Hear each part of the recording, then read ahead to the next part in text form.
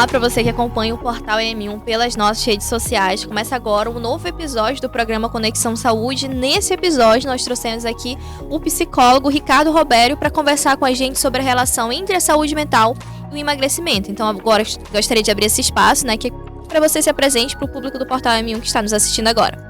Olá pessoal, mais uma vez aqui no Portal M1. Estou muito privilegiado, me sinto muito privilegiado por essa oportunidade de mais uma vez. E é muito bom estar aqui com você. Agradeço novamente pela sua presença aqui, que já está quase virando de casa, né? Verdade. E para você que acompanha o Portal M1 pelas nossas redes sociais, começa agora o programa Conexão Saúde.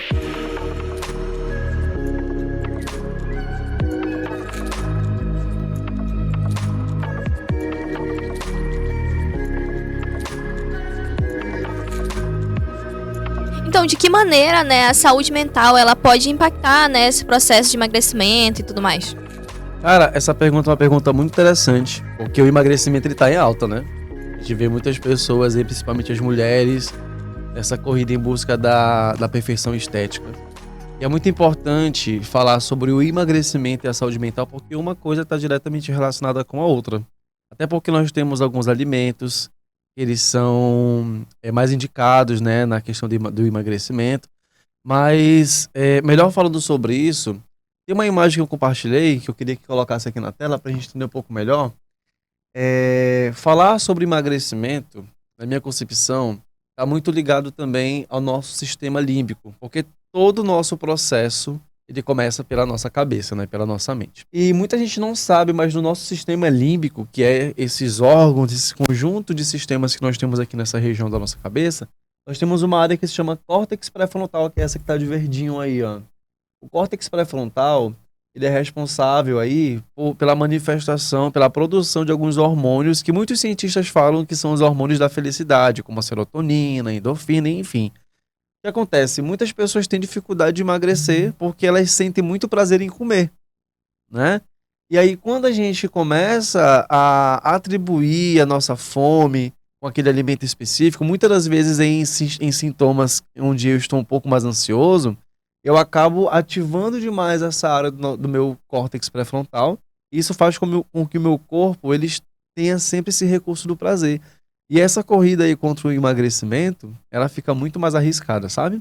Então, o senhor acredita que o estresse e a ansiedade, eles acabam dificultando, esse processo do emagrecimento? Total, porque no estresse e na ansiedade, que são esses picos que acontecem com todo mundo no dia a dia, né?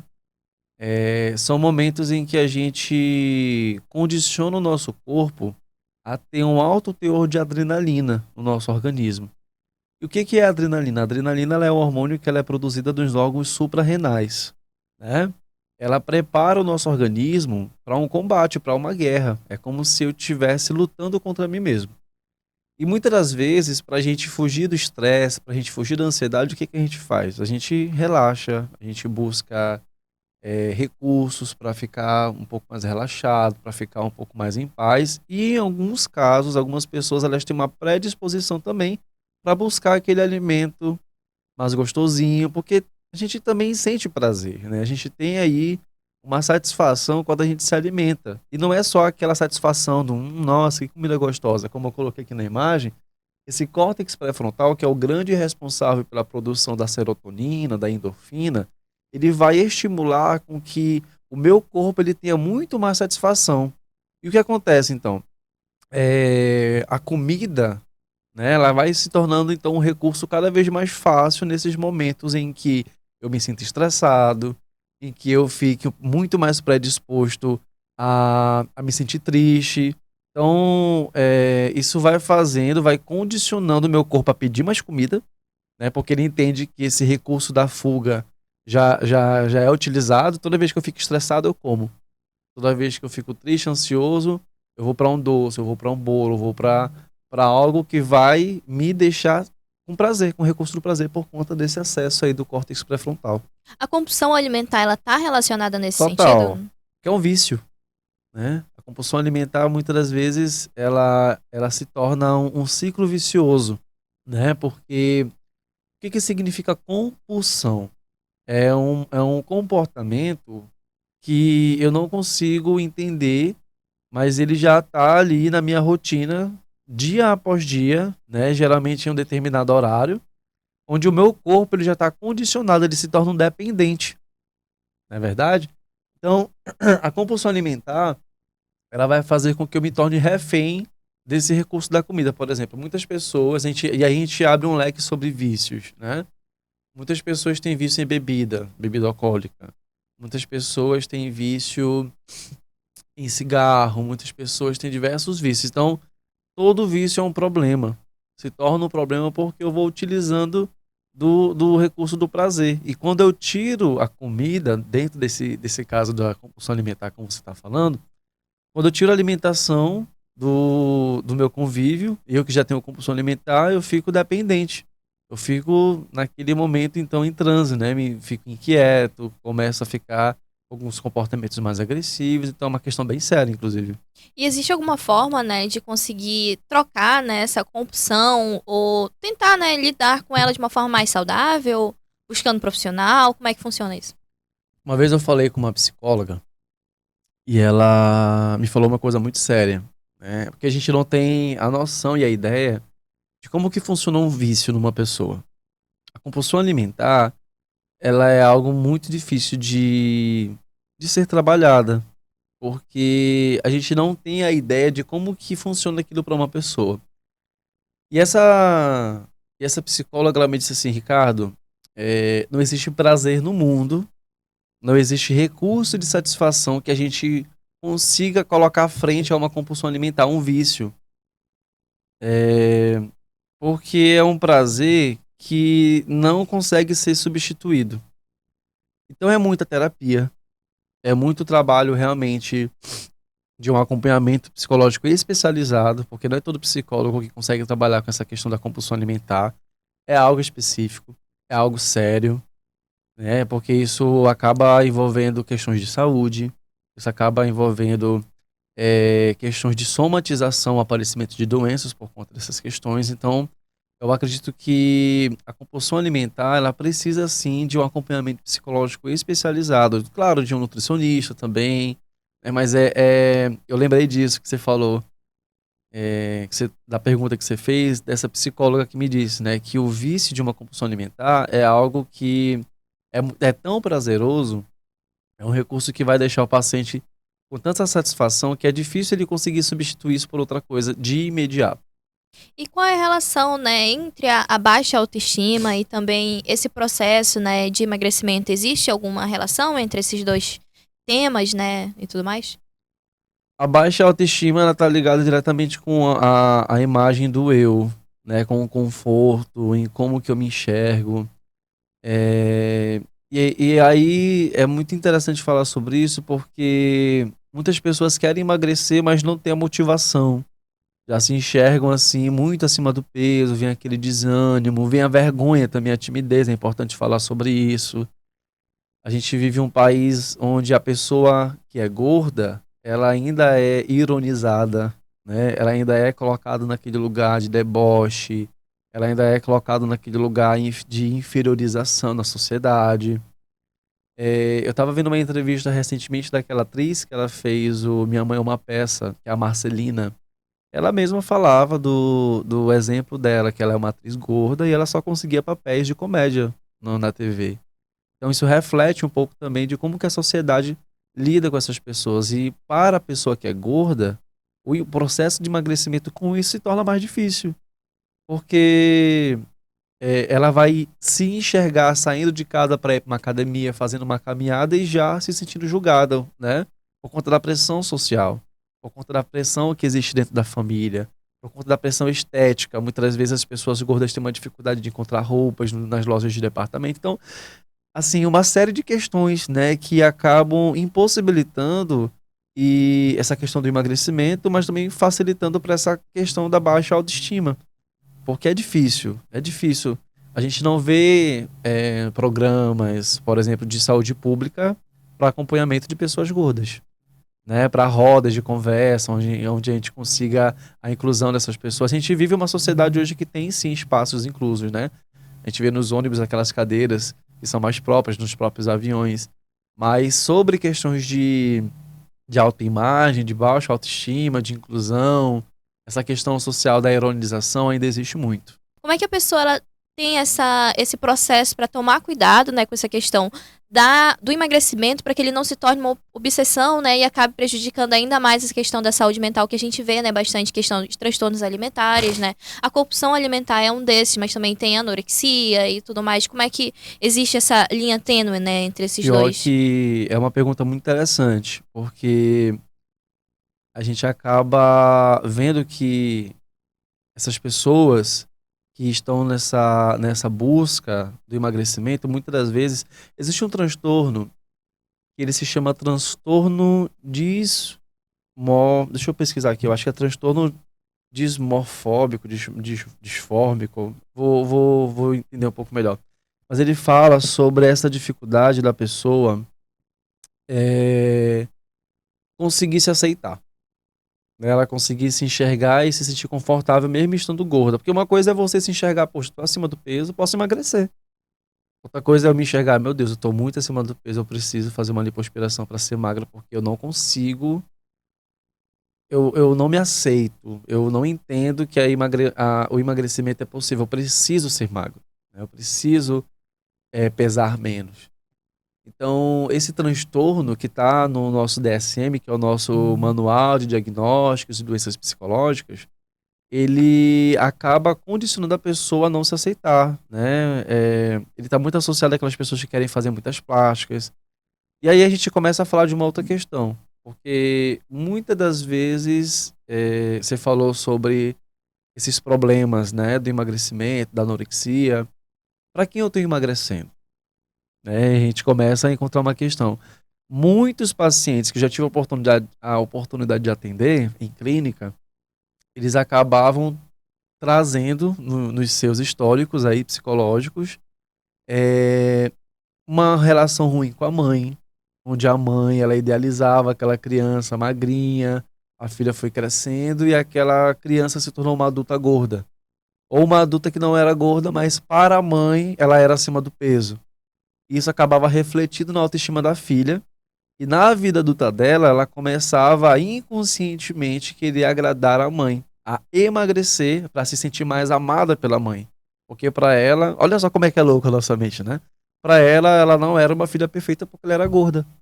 E aí a corrida dela não é pelo emagrecimento, não é para uma vida mais saudável, não é para uma alimentação melhor, mas é o quê?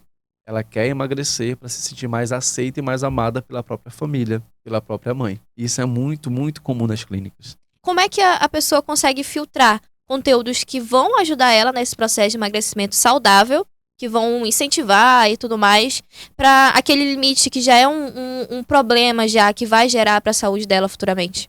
Cara, na rede social a gente encontra de tudo mesmo.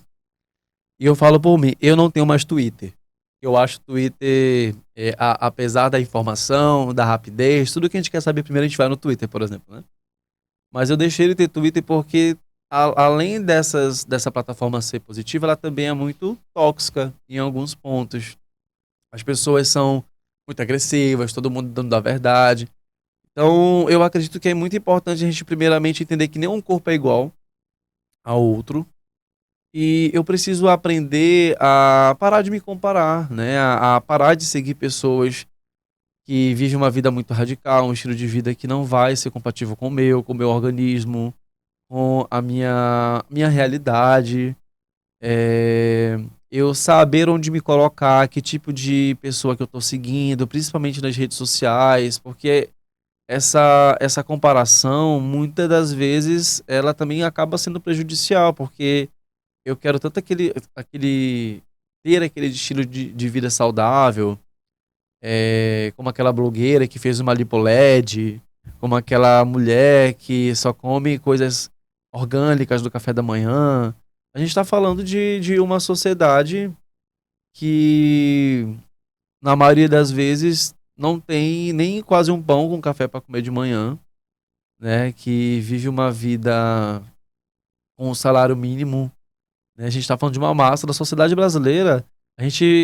Vamos ser sinceros, a gente assiste novelas onde as novelas retratam as famílias que são categoria A, né? A gente retrata várias coisas na sociedade, mas por detrás desse romantismo, dessa imagem muito glamourosa, a gente vive uma sociedade que ainda é muito pobre.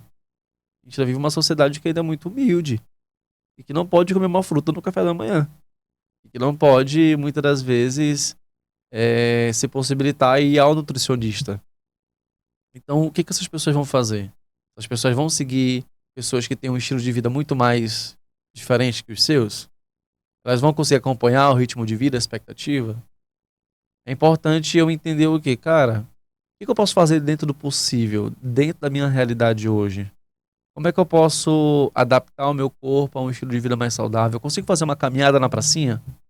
Ninguém posta fazendo caminhada na pracinha da rua, né? Ninguém posta comendo um ovo cozido de manhã, uma coisa simples no possível. Mas eu quero comer um kiwi porque eu entendo que o kiwi ele tem vitamina C, ele vai transformar o meu organismo. Faz o possível, né? Se a blogueira ela faz, se ela consegue fazer, que bom pra ela, ela conseguiu um dia, talvez você consiga chegar lá também. Eu sou bem realista assim, sabe? Uhum. Porque se a gente ficar colocando a régua do outro na minha realidade, eu vou estar mais direcionado a viver a vida dele do que a minha. Sim. E muitas das vezes eu preciso entender que a minha realidade é uma realidade diferente e não por ser diferente ela vai ser inferior. Isso tem muita relação com a aceitação, sabe? Do que eu posso fazer dentro do possível, dentro da minha realidade. Então acho que é meio por aí. Qual é a importância, né, de saber lidar com as emoções durante esse processo do emagrecimento? Nossa, total. Porque não é fácil. Principalmente, por exemplo, se a gente for considerar uma paciente que ela fez aquela cirurgia da bariátrica. Hum. Hoje em dia, né, para esse processo cirúrgico, inclusive os médicos, eles estão pedindo para que as pessoas elas tenham um laudo, né, psicológico, para saber se aquela pessoa está psicologicamente estável para conseguir se sujeitar a essa cirurgia. E conscientemente, a mentalidade da pessoa ela é uma mentalidade, um estímulo alimentar de uma pessoa gorda, que come demais. Só que imagina, depois quando ela faz a cirurgia, passa pela bariátrica, ela precisa comer menos porque o organismo dela, aqui no estômago, o sistema digestivo, vai ser diferente o processo, né? Mas na mentalidade dela, isso é um sofrimento. Então, muitas das vezes, em muitos casos, o processo do emagrecimento, ele traz sofrimento, ele traz frustração, ele traz depressão, ele traz transtorno de ansiedade, que é difícil. É difícil você acompanhar as mudanças do seu corpo, é difícil você continuar, né, sendo persistente. A gente tem que entender que é um processo de regressão. Imagina, ninguém gosta de regredir. Tá tomando, esse ano eu prometi pra mim mesmo que eu não vou mais tomar refrigerante, né? Eu vejo uma Coca-Cola na minha frente e eu fico assim, é difícil você se reeducar, você regredir, né? Você tá falando pro seu corpo, o seu córtex pré-frontal que estava acostumado a produzir hormônios de serotonina, de endorfina, de felicidade, de prazer, aí você tá bebendo água que não dá prazer. Que não tem um açúcar ali pra te satisfazer, né? Então é difícil. É difícil. E quais são os sinais, né, que eles podem ser identificados nesse processo de emagrecimento quando a pessoa já está ultrapassando aquele limite do próprio corpo dela?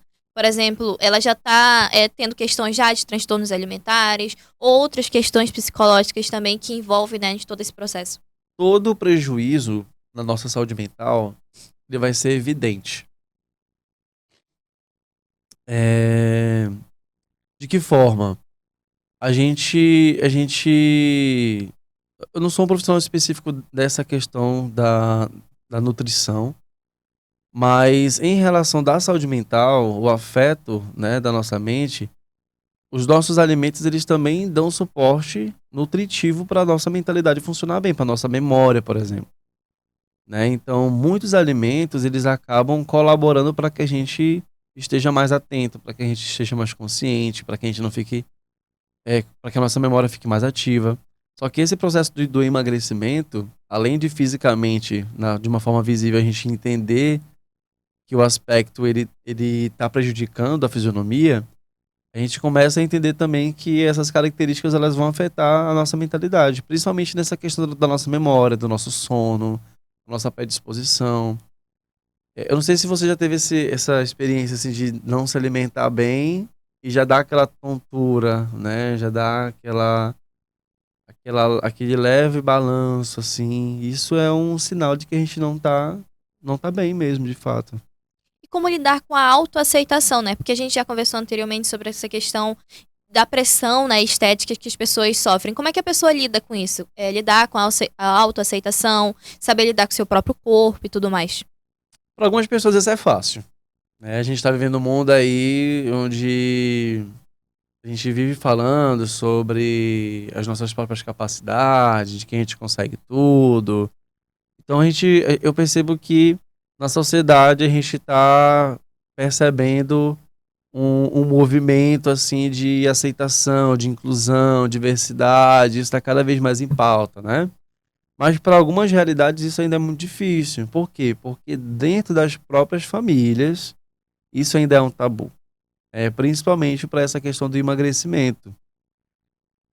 Existem famílias onde a cultura daquela família já é as pessoas serem mais gordinhas, e isso é comum.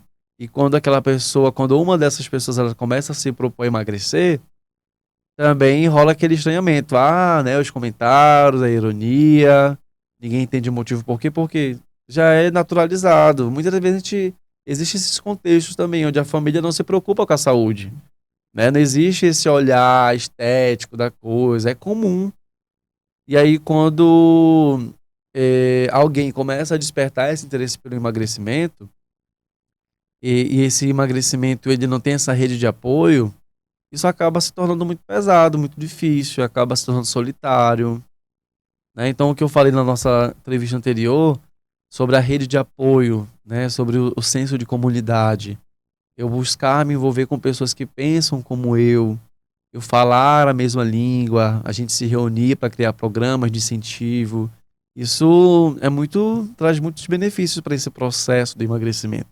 A gente fala muito sobre como a sociedade, no geral, pessoas de fora daquele teu ciclo, eles te influenciam nesse processo de como você se enxerga, a autoaceitação e tudo mais. Mas como os familiares e os próprios amigos que fazem esse tipo de comentários, até mesmo assim, inconscientemente, sem notar, né, que são comentários indelicados e tudo mais, eles podem trabalhar para ser aquela rede de apoio, né, que você falou anteriormente, que é uma rede de apoio que tá ali para dar aquele suporte e tudo que está nessa questão, né, desse processo de emagrecimento. A gente precisa aprender a se colocar no lugar não é de educar as pessoas, mas é de falar, de externalizar e de conseguir demonstrar que aquela pessoa está agindo comigo com falta de respeito. Porque antigamente a gente entendia que o gordo ele não tinha vez, ele não tinha voz. Ele, como eu falei anteriormente, ele tinha um lugar que era o da ironia, que era o da inferioridade. é, Ele tinha aquela solidão, né? Ele tinha aquele lugar que muitas das vezes até mesmo ele já aceitava, porque imagina, para a pessoa que é gorda, ela não consegue se ver de outra forma porque todo mundo reforça isso. E nos dias atuais, em tempos como o de hoje, a gente começa a entender que na verdade o gordo ele também tem sentimentos que na verdade sempre tiveram, né? Mas elas nunca foram validadas. Então, o que eu falo para as pessoas hoje é que elas também entendam primeiramente das suas próprias capacidades para que elas consigam se defender e falar.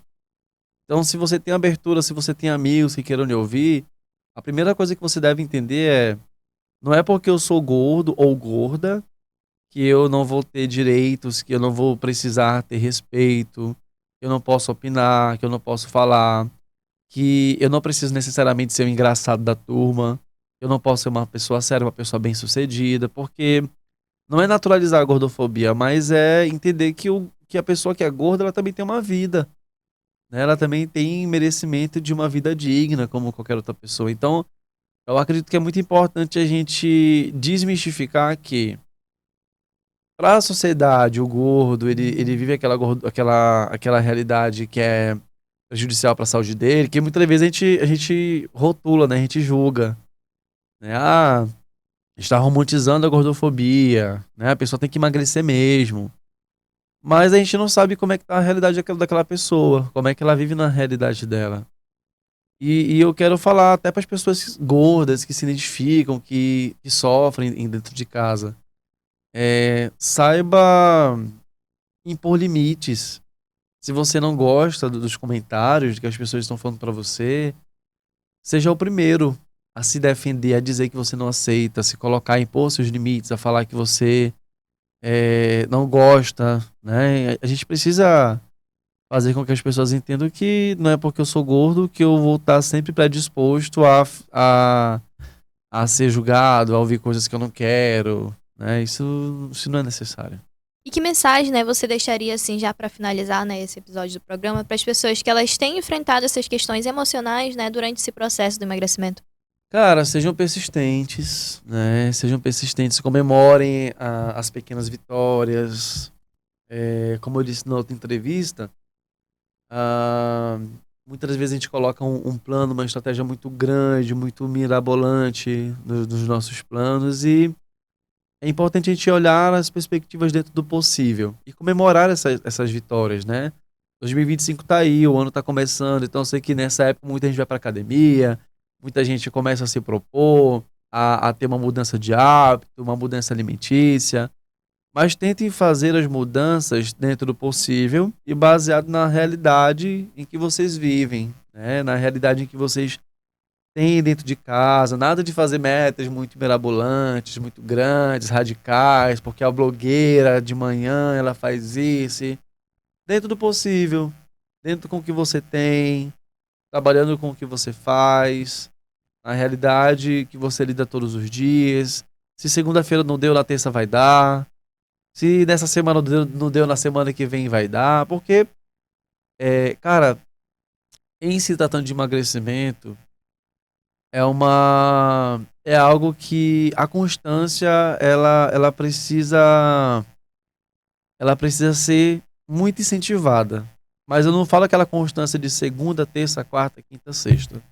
Eu falo aquela constância de segunda, quinta, outra terça, quarta. E aí eu vou começando a ter mais constâncias nas segunda, terça, quarta, sábado. Sabe? Então, o que é constância? Se constância já é eu começar o dia segunda, terça, quarta, quinta, sexta. Isso não é constância, isso é hábito. Como é que eu crio constância? Eu vou criar hoje constância, cara. Segunda-feira, poxa, terça eu não consegui. Nem quarta, mas quinta eu consegui. Então, caramba, eu consegui. Antigamente eu não conseguia nem, né, um horário, nem na segunda-feira. Então, é isso, né? É saber começar do zero. É olhar para si e entender que você não precisa se cobrar mais. É um trabalho também que a gente precisa entender que precisa ter esse acompanhamento psicológico para aprender a lidar com as nossas próprias limitações, né? Eu não posso agradar, viver a minha vida toda para atender uma necessidade somente dos meus pais, das pessoas que idealizam que eu ser uma pessoa magra significa que eu vou ser mais eficiente, que eu vou ter, né, mais qualidade de vida. Eu acredito que isso faz total sentido. Então, gostaria de agradecer, né, sua presença e esse bate-papo aqui e abrir esse espaço que você faça, né, suas considerações finais para o público do portal EM1. Agradecer mais uma vez pelo espaço, pela oportunidade, é bem legal estar aqui com vocês. E estimular para que as pessoas que se sentem com essa necessidade de emagrecimento, queiram aprender um pouco melhor a lidar com seus próprios limites, a buscar entender que essa busca pelo emagrecimento muitas das vezes ela pode ser também direcionada por conta de questões de traumas que aconteceram na minha vida, enfim. Desejo a todo mundo um ano de 2025 excelente. Vamos reconhecer a nossa humildade, as nossas realidades, que com certeza tudo dentro do possível vai conseguir ser realizado com êxito. E para você que acompanhou o programa Conexão Saúde, ele acaba por aqui, mas a cobertura política do portal Amazonas 1 segue sendo feita no nosso site, amazonas1.com.br e também nas nossas redes sociais. E esse foi o programa Conexão Saúde.